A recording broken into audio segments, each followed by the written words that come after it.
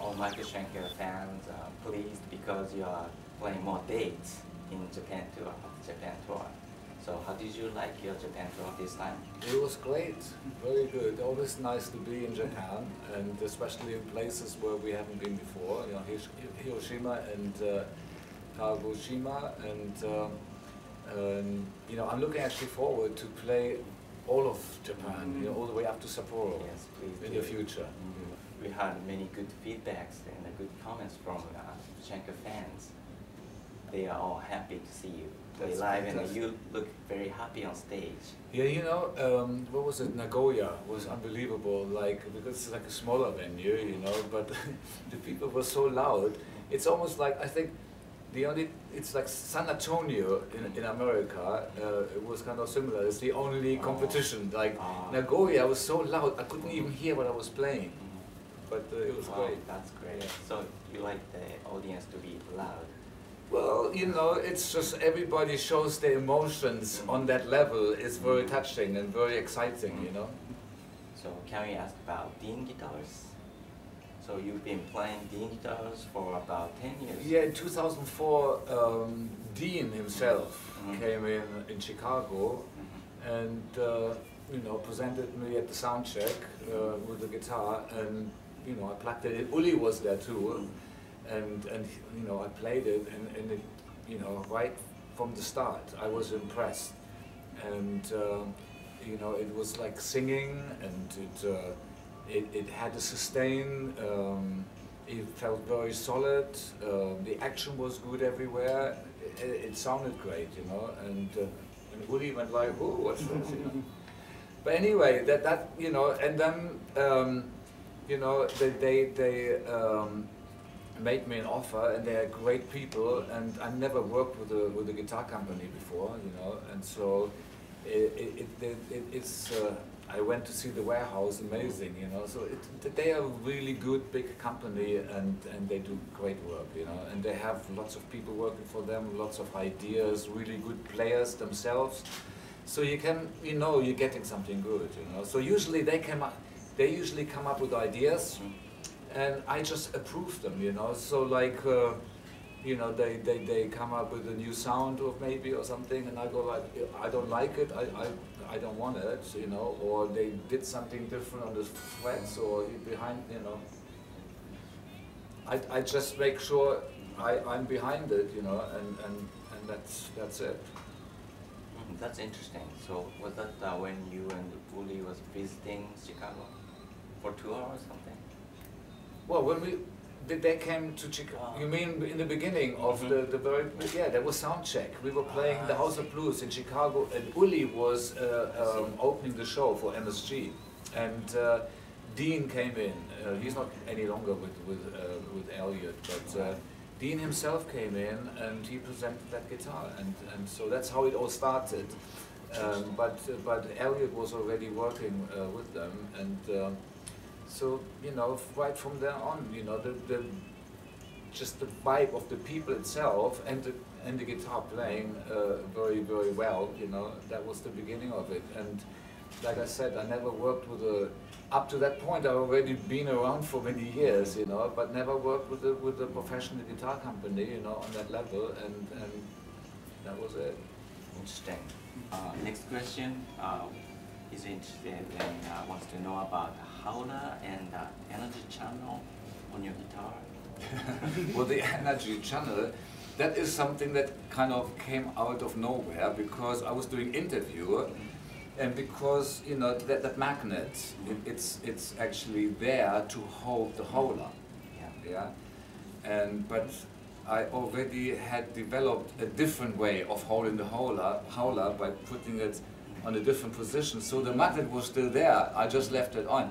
But you can call it energy channel because if you say it's an energy channel, it is an energy channel. You know what I mean? And so.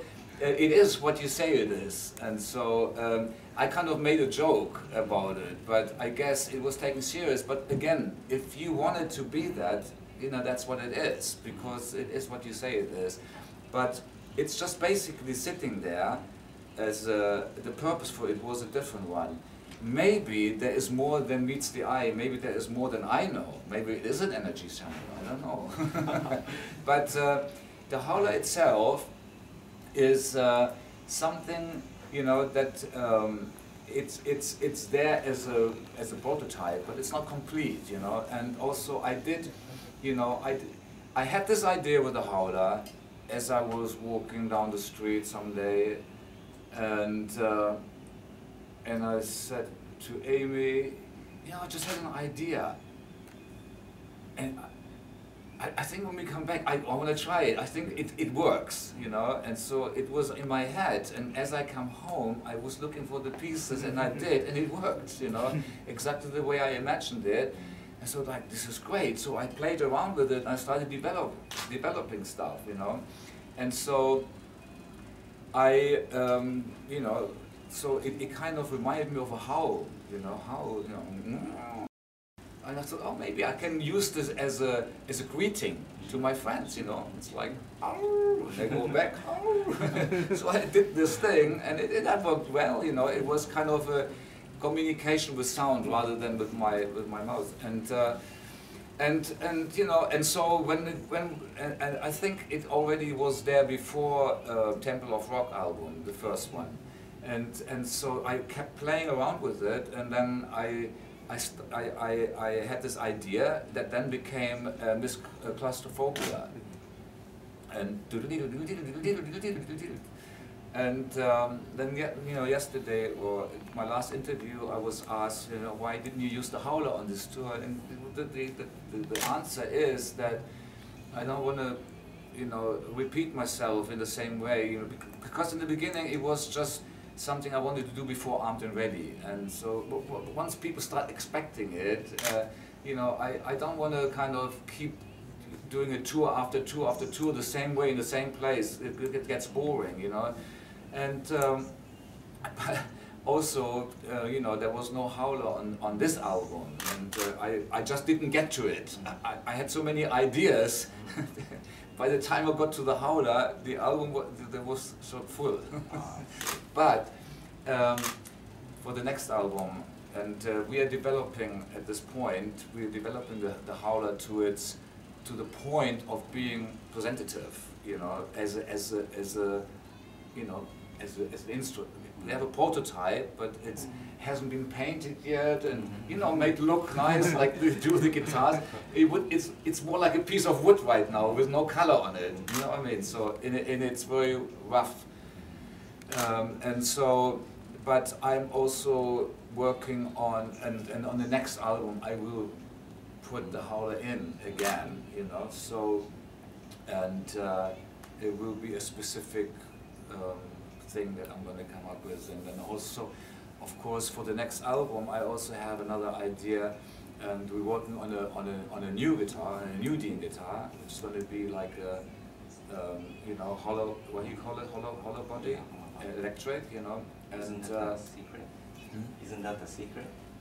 It's a secret, but you know, at this point, it's like that's the blueprint, what we are working on. But you know, it will be. We are waiting to see what they come up with, and when it's actually in my hands, and I check it out, and what I want to do with it in my head, and I have to see when I get it if it does what I want to do with it, and so on. And then that could be very interesting if that works out. Should, you know, the howler worked out, so why shouldn't that? And then that will also add another quality again to the next album. With something, you know, new that may be very useful to experiment with for future generations, you know, to come up with, you know, to develop it into, you know, like new sounds and new ways of doing it. And so that's the howler is in its, you know, we are preparing it for what do you call it, commercial sales. So basically, they are same thing, howler and the energy channel. They are same material. Well, it's like no, basically the what you call the energy channel is basically originally was the holder for the howler, you know, and it's because the guitar basically reflects all my steps. It's like, because I don't take things off, I leave everything on.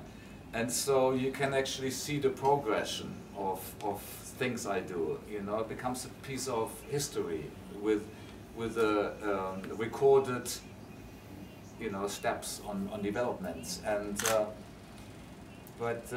basically, at this point in time, it is more what you call it, like it is something that reflects a development, and therefore it becomes like a little bit of a map. And it has created a look, if you know what I mean. That, you know, it's like a look that people get attached to, and it also reflects what happened when I played that guitar. It's something like this, because when I was 15 or 16, I saw somebody on stage at a festival. He was doing something really weird with the guitar thing, and I can't, up to this day, I don't know what he did, but it created some sound, you know, but it may have nothing to do with that, but for me, the image, it goes together, you know. It's kind of mysterious how it works, you know, what you do when you hear it, and what you actually did at that point. When you are starting to play guitar, you can't really figure quite out why it does that sound, and you think all the movements and everything fit, it's part of it, and it may be part of it, you know, but it's difficult to actually analyze exactly why it happens the way it does. So on your album, Michael Schenker plays the guitar only. The line is printed, so you keep playing the guitars, right? Yeah, I was asked if I own other guitars. No, you know, I'm not really a guitar collector, but I have lots of Dean guitars, and of course this because I keep making new models. But you know, I have maybe by now. I used to have only 2 guitars, you know, one main guitar, one spare guitar. Now I have like maybe 20, you know, all over the place. But yeah, that's right. I only play V's and I only play Dean. It's good to know. So can you give us a message to Japanese Michael Schenker fans? Yeah, it's a very, very, be yourself and keep walking. Thank you very much.